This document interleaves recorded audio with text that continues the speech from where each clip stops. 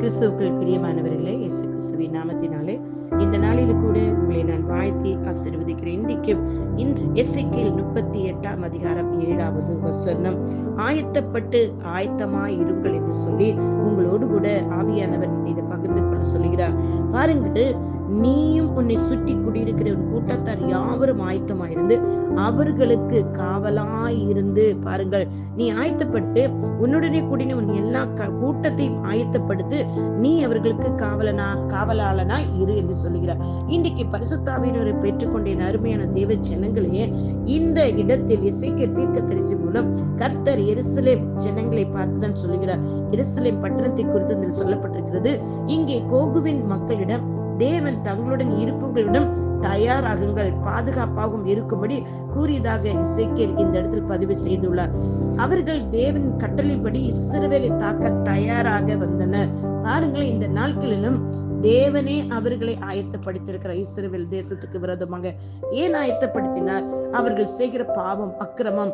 இந்த இடத்தில் அதிகாரத்தில் 20ஆம் வசனத்தில் பார்த்தீர்கள் சொன்னார், தேவன் சொல்லுகிறார், என் எரிச்சலினாலும் என் சினத்தின் அக்கினியினாலும் நிச்சயமாய் நான் சொல்லுகிறேன் என்று சொல்லி எப்படி சொல்லுகிறார்? என் பிரசன்னத்தினால் சமுத்திர மச்சங்களும் ஆகாயத்து பறவைகளும் வெளியின் மிருகங்களும் தரையில் ஊறுகிற சகல பிராணிகளும் தேசமெங்குமுள்ள சகல நரஜீவன்களும் அதிரும், பர்வதங்கள் இடியும், செங்குத்தானவைகள் விழும், எல்லா மதில்களும் தரையில விழுந்து போகும் என்று என் எரிச்சலினாலும் என் சினத்தினாலும் அக்கினினாலும் நிச்சயமாய் சொல்லுகிறேன் என்று சொல்லுகிறார். இது எருசலேம் தேசத்தில் இப்ப நடக்கிற காரியங்களை குறித்து ஏற்கனவே வேதத்தில் எழுதப்பட்டதான் இப்ப நடந்து கொண்டிருக்கு. எனக்கு அருமையான இயேசு கிறிஸ்துவின் ரத்தத்தினால் உடன்படிக்கை பண்ண தேவ ஜனமே, தின கர்த்தருடைய பந்தியில் பங்கு கொள்கிற ஜனமே, நீங்கள் ஆயத்தப்பட்டு நீங்களே ஆயத்தமாகுங்கள் என்று சொல்கிறார். எதற்கு? உங்களை யுத்தம் பண்ண சொல்லவில்லை, அவருடைய வருகைக்கு நீங்கள் ஆயத்தமாகுங்க. ஆயத்தமாகாது இருக்கிற பெண்களையும் ஆண்களையும் வாலிப பிள்ளைகளையும் ஆயத்தப்படுத்துங்கள் என்று சொல்லுகிறார். இங்கே தேவன் அவருடைய வார்த்தையாலும் வழி நடத்தப்பட்டு அவருடைய பரிசுத்த ஆவியால் நிரப்பப்படும் போது அவர் தயாராக இருக்கிறவர்களை அவர் ஆயத்தப்படுத்து. எபேசியர் 6:12-18 தெளிவாக நமக்கு சொல்லப்பட்டிருக்கிறது. நீ வானமண்டலத்து பொல்லாத ஆவிகள் சேனைகளோடும் துரைத்தனைகளும் அதிகாரங்களுக்கு போராட்டம் உண்டு, அவைகள் நீ எதிர்த்து நிற்க திராணி உள்ளவர்கள் ஆகும்படி மற்றவர்களையும் அதை எதிர்த்து நிற்க பொல்லாத ஆவிகளோடு, இல்லையா சத்துருக்களோடு, பில்லிசனியங்களோடு, மந்திரவாதங்களோடு, தேவனை அறிகிற அறிவின் வாசனையை பின் திரும்ப செய்கிற அநேக வாலிப பிள்ளைகளை பாவத்துக்குள் வழிநடத்தப்படுகிற அப்படிப்பட்ட பிள்ளைகளுக்காக நீங்க ஆயத்தப்பட்டு அவர்களையும் அந்த பாவ வாழ்க்கையிலிருந்து வெளியே கொண்டு வர, அந்த மாம்ச காரியங்களை வெளியே கொண்டு வர, உலகத்தில் இருக்கிறவர்களும் நம்மோடு இருக்கிற பெரியவர் என்று சொல்லி உலகத்துக்குள்ள இருக்கிற நீ பாவத்துக்குள்ள போகாத, பாவத்திலிருந்து வெளியவா என்று சொல்லி நம்முடைய வாலிப பிள்ளைகளையும் ஆயத்தப்படுத்தும்படி கர்த்தர் இங்கே இன்றைக்கு ஆவியானவர்களோடு கூட பேசுகிறார்.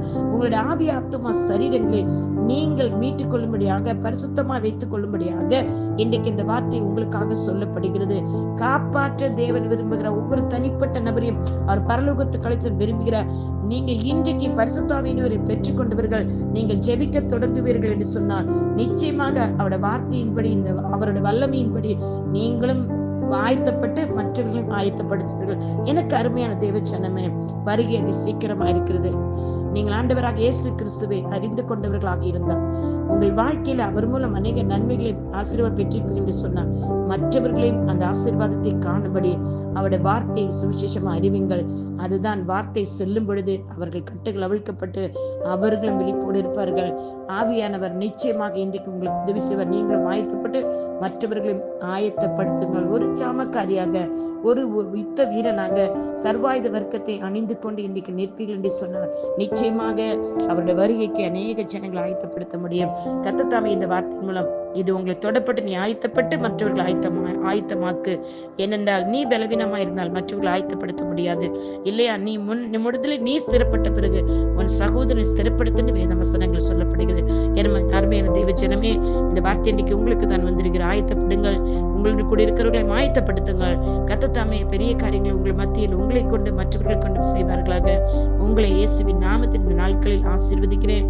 கர்த்தர் உங்களை இந்த வசனத்தின்படி இன்னைக்கு இந்த வாரம் முழுது வழிநடத்துவார். செய்வதற்காக ஒரு நாள் ஒரு ஆத்துமாவது நம்ம ஆயத்தப்படுத்த நம்மளை ஒப்பு கொடுப்போம். வேத வாசிப்பிலும் ஜெபத்திலும் தரித்திருங்கள்.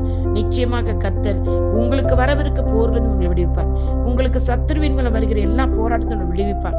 ஆபீஸ்ல, வேலையில, திருமண காரியத்துல, குழந்தை இல்லாய்மையில, பண பிரச்சனையில, எங்கெல்லாம் என்னெல்லாம் பிரச்சனை சத்துருவால நீங்க தினம் தினம் அனுபவித்துக் கொண்டு அதெல்லாம் கர்த்தர் உங்களை விடுவிக்க போகிறார். கர்த்தருடைய வார்த்தைக்கு கீழ்ப்படிங்கள், ஒப்பு கொடுங்க. தேவனே உங்களை எடுத்து பயன்படுத்துவார். இங்கு கோகுங்கிற அந்த தேசத்துல தேவனாகிய கர்த்தர் இதை தான் அவர் செய்து கொண்டிருக்கிறார். நிச்சயமாக உங்களை கொண்டு பெரிய பெரிய காரியங்களை செய்வாராக. இயேசு கிறிஸ்து நாமத்தில் பிதாவே, இந்த பிள்ளைகளை இந்த வார்த்தையின் மூலம் ஆயத்தப்படுத்துங்கப்பா. நாங்களும் ஆயத்தமாக பரிசுத்தங்களை உதவி செய்வீராக. இயேசுவின் நாமத்தில் பிதாவே, ஆமேன். God bless you all.